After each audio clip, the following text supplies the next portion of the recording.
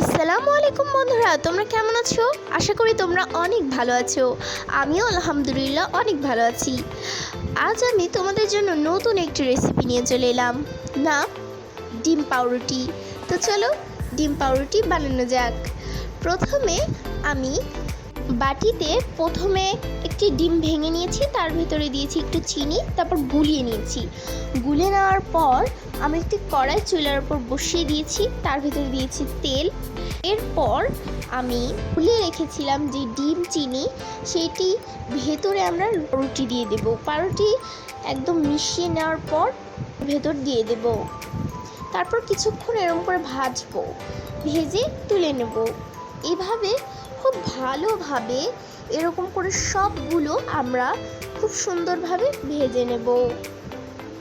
এই তো তৈরি হয়ে গেল আজকের রেসিপি ডিম পাউরুটি। ভিডিওটি কেমন লাগলো অবশ্যই কমেন্ট করবেন। আজকের মতো এখানেই বিদায়। আল্লাহ হাফেজ।